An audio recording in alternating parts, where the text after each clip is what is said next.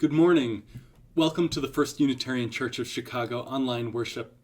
I'm Reverend David Schwartz, co-minister here at First Unitarian, and it's a pleasure to be with you this morning, introducing one of our summer services.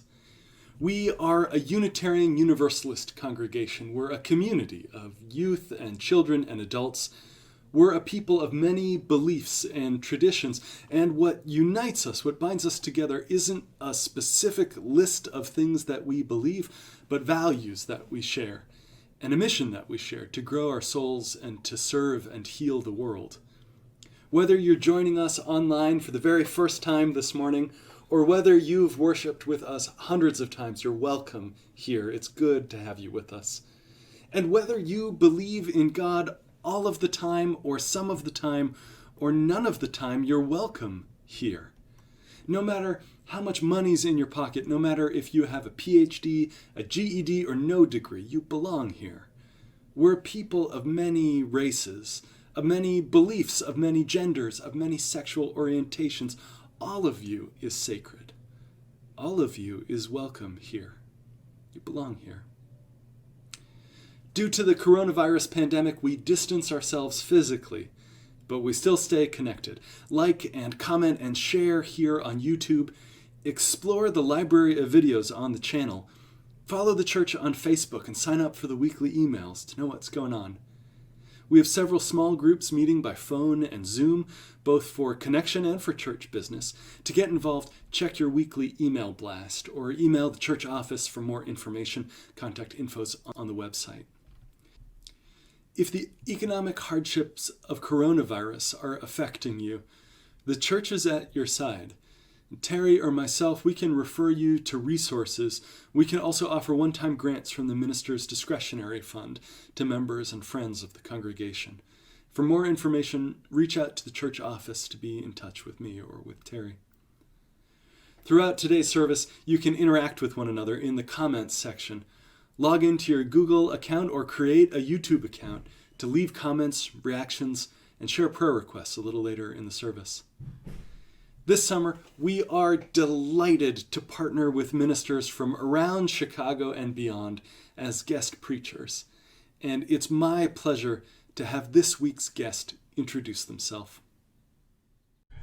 First Unitarian Church of Chicago, good morning. My name is Lucas Hergert. I'm the minister of the North Shore Unitarian Church in Deerfield, Illinois. It is such a pleasure to be with you today. I have so been looking forward to this hour. Really grateful to the Reverends Teresa and David Schwartz for inviting me to this pulpit exchange. Now, normally when I do an exchange, I get to be in person with you. I get to hear your stories. I get to hear what it is that you love about Unitarian Universalism and about your church. And I just want to say I'm really sad that I'm not able to be there with you today. But nonetheless, I have been looking forward to this online pulpit exchange. I am broadcasting from my congregation, North Shore Unitarian in Deerfield. And I'm grateful for your hospitality. Let's worship together.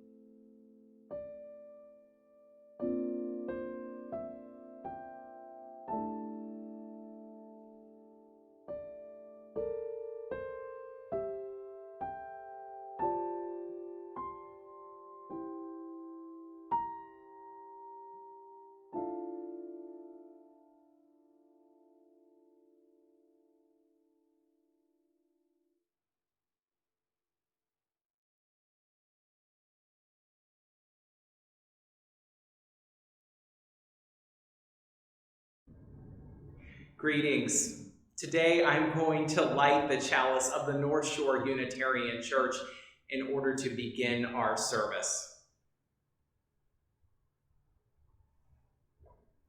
And by way of some opening words, I offer these from Laurel Sheridan. Take from life its coals and not its ashes. Fan the flames of love and justice. Join hands and hearts in this common endeavor. And then, if we do that, there will be no limit to what we can accomplish together. My spiritual companions, welcome to this day in this place.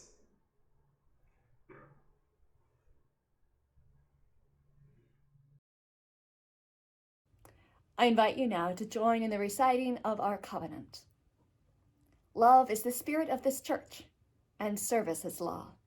This is our great covenant, to dwell together in peace, to seek the truth in love, and to help one another. I invite you now to greet one another warmly in the chat box of friendship.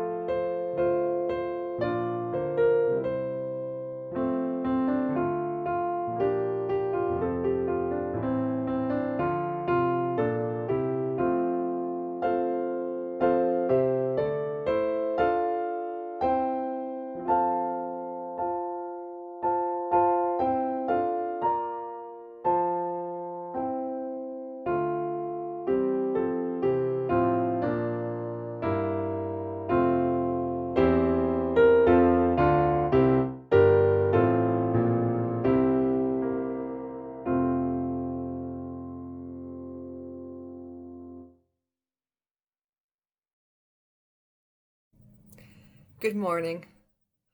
We will now enter a time of prayer and meditation. I invite you to be present to this moment. Move your body in a way that feels supportive. If you are comfortable doing so, I invite you to close your eyes with me. Take a deep breath in and a deep breath out. Keep breathing in and out.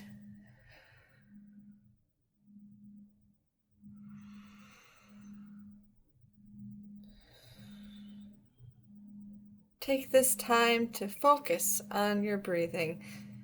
Notice how your chest rises and falls.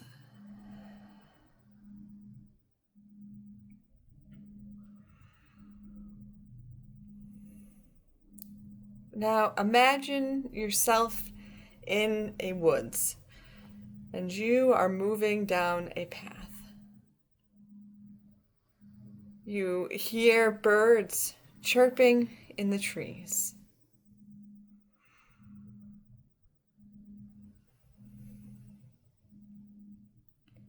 You feel a breeze touch your cheek as the tree branches move.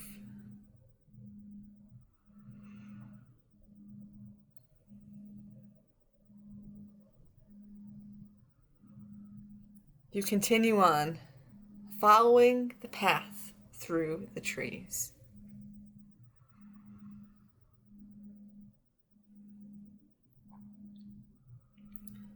Eventually, the path begins to lead you to the edge of the woods. And now there is a small beach and a lake before you. You step out onto the sand and take a seat.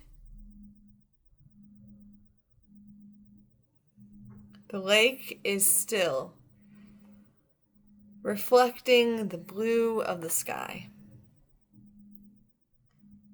You watch the water for a while.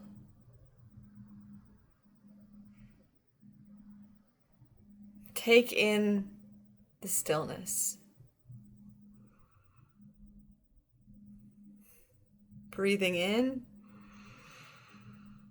and breathing out.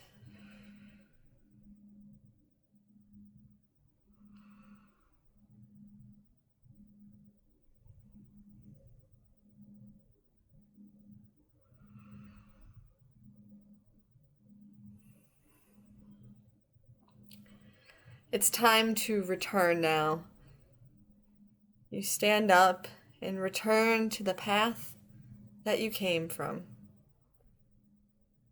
You walk back into the woods. Notice your breath again.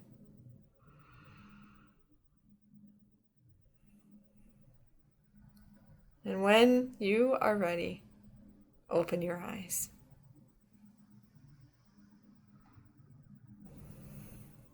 In this church, we hold each other in love and prayer. We dedicate this time in our service to naming what is on our heart. I invite you now to type into our public chat box any prayers you wish to be held by this community.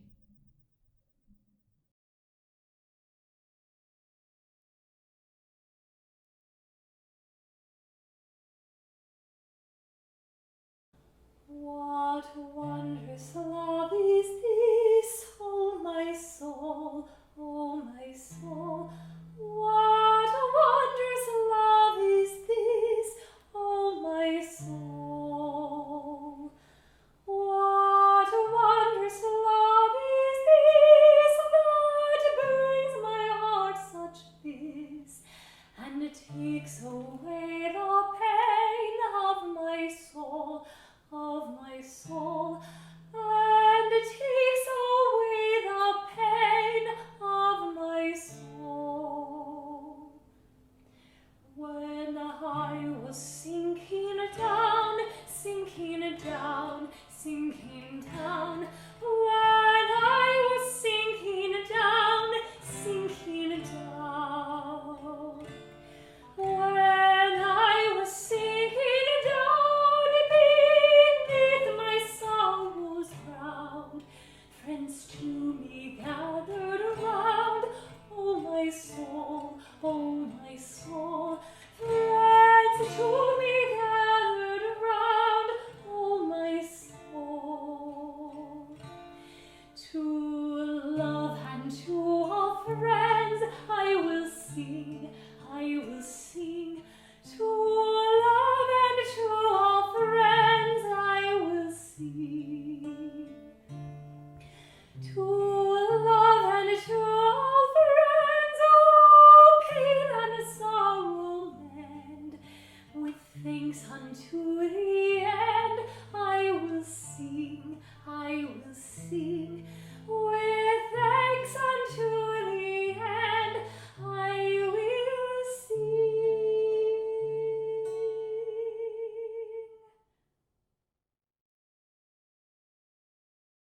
Our reading this morning comes from Philippe Petit. He was Of course, the famous tightrope walker who strung a wire between the World Trade Centers back in the early 70s and walked back and forth between them 8 times.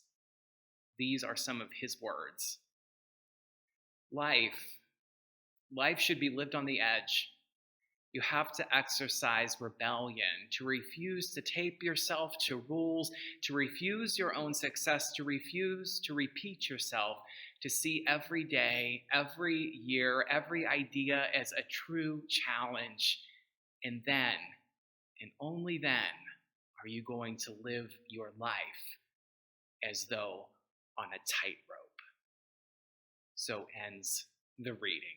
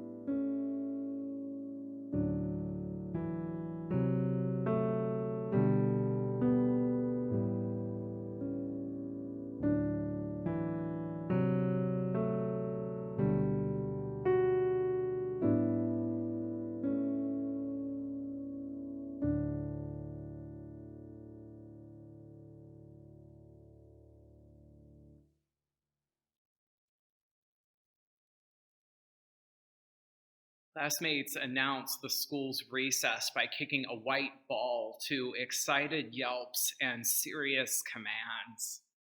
A younger student in a polka-dotted skirt swings on a tire that moans every time it shifts left across from an older student sulking in black denim by a flagpole. Under a tree, raining down blooms of pink snow, my friend, who is all blonde bowl cut and delayed orthodontic work, shortens his step, reduces the width, sticks his arms out, tries to find a perfect straight line.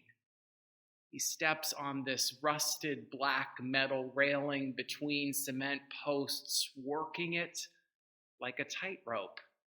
He shifts and concentrates. He tries to find the plumb line down the center of his body, falling and landing on the cushion of his sneakers with a soft thud.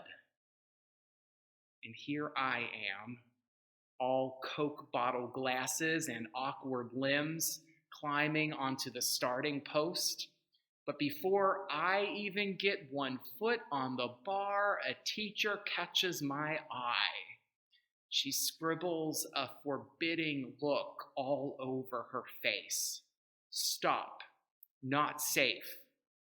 I get down, deflated. Now, it will be several more months before my friend and I are able to test our mettle again. Humid Midwest Augusts have more festivals and fairs than they do mosquitoes. The Catholic parish near my home sets out its enormous sign announcing food, entertainment, and prizes.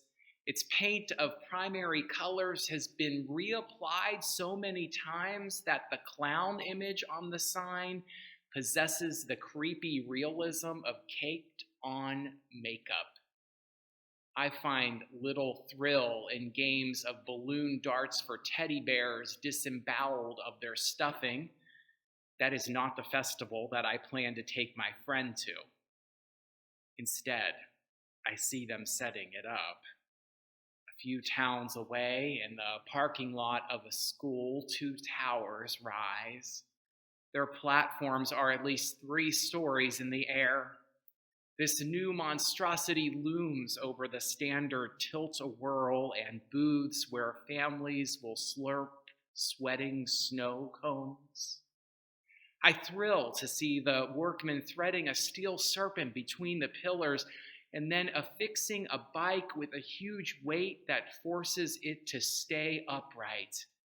Could this really be a ride? A ride where the object is not to fall in controlled roller coaster fashion, but rather to balance precariously? It's perfect for my 11-year-old imagination. That spring, I complete a report on Philippe Petit. He becomes an international inspiration when, in 1974, he rigs a cable between the World Trade Centers and saunters back and forth 8 times, playing to crowds below so distant that they look like dust. His walk is graceful and death-defying. As he approaches the South Tower, police officers rush to the ledge. They coax, plead, and threaten, but apparently neither promise nor threat have gravity at that altitude. My friend and I escape our parental chaperones into the crowd, swimming past booths through families to our destination. Competing calliope music spirals from the Ferris wheels and tilt-a-whirls. We pass a tent sporting languid goldfish and blue-tinted cups, sidling up to a garbage can wafting the remains of unswallowed beer. We find the entrance to the ride. An unwelcoming teenage vendor, all rail thin and facial piercings, holds a roll of tickets. Next to him is another sign that appears as inhospitable as he does. No riders under this height. There is absolutely no doubt that my friend and I are under that height. None. So in spontaneous synchronization, we try to act tall, imagining our spines extending periscopically. It's not convincing, but for some strange reason, some inscrutable reason, the boy smirks and gives us a ticket anyway. We cannot believe our luck. We stand triumphant. We have overcome the arbitrary constraints of adults. But behind, a young woman in cutoff shorts, snorting at her date's treacherously bad jokes in the long, winding line, some small, soft part of me regrets this. A spot inside my chest is already turning to mush. Overhead, the oppressive friction of the bike against the steel cable drains my courage. One part of me wants nothing more than to leave my friend for the teddy bear games. in this carnival line inexplicably turned into a foxhole, I start to pray for adult intervention. I guess I'm used to adults chiding, commanding, chaperoning, corralling. Of course, I sometimes break away from their prison guard watch and climb too high into the neighborhood oak tree or jaywalk when they aren't looking. But usually I expect them to rush in to curtail unreasonable aspirations and serious dangers.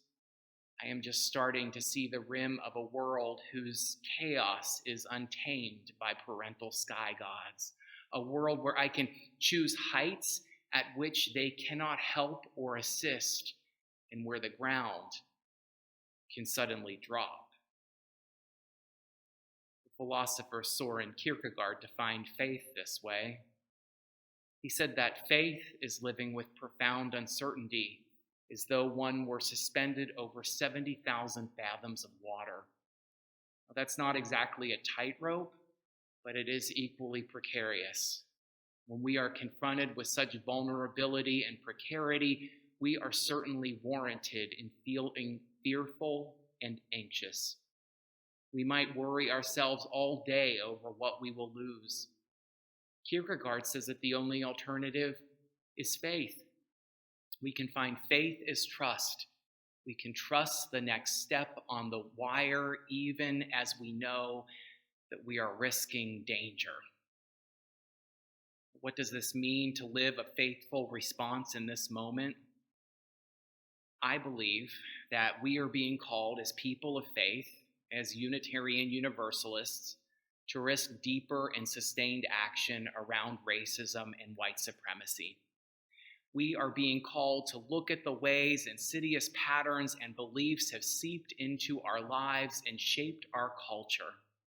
For white people, it is going to take leaning deeply into our discomfort around whiteness in ways that our parents may not have empowered us to do, and find a recognition that we have unacknowledged internal racism to work on. We have to do this if we are ever to challenge the brutality and the violence that we see in our world. My spiritual companions, I get it. This is scary stuff. It can feel a whole lot like the ground is dropping out from under us. These steps can feel uncomfortable and vulnerable.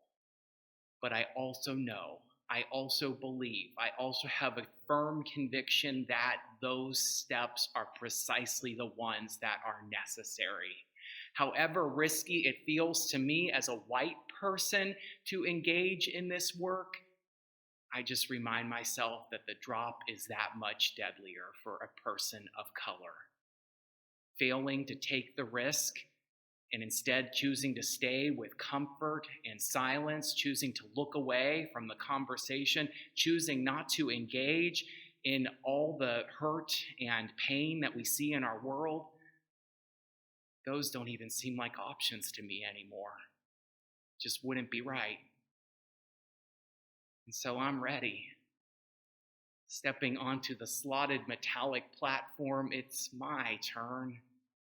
An indifferent operator in brown overalls straps me into a loosely fitted woven belt. Suspended 3 stories above the churning crowd, I clamp down on the handles. My knuckles turn pale. A kaleidoscope circles on my thick lenses. Squeals from games and arguments and laughter reach the platform like the distant prayers of supplicants. But they are millions of miles away. I am the one pushing forward, full of rebellion and conviction, discovering this strange, new, precarious footing. Spiritual companions, may you discover those next steps in grace. Amen. Blessings. And thank you so much for your hospitality this morning.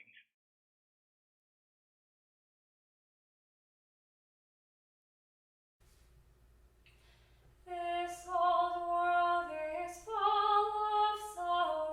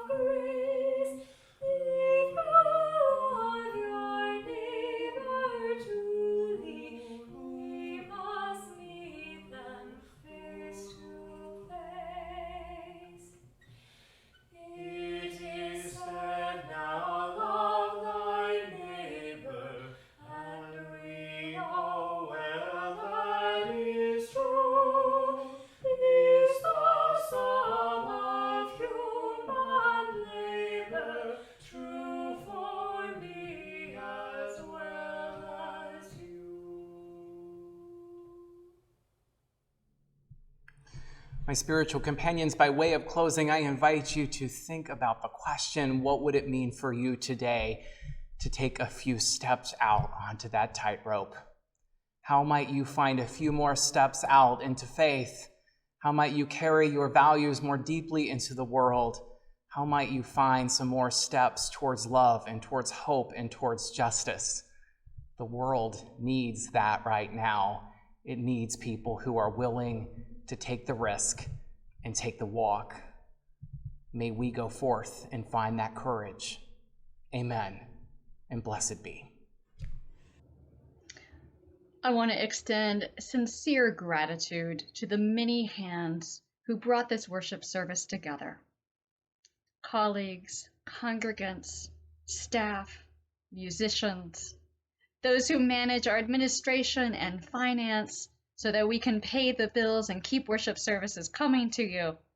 There are many, many hands at many levels that create the church, that keep it vibrant, and that allow us to minister to one another and beyond our walls, in person, in worship, through service, social justice, and here in online worship. I ask that you consider giving to the church to continue our ministry.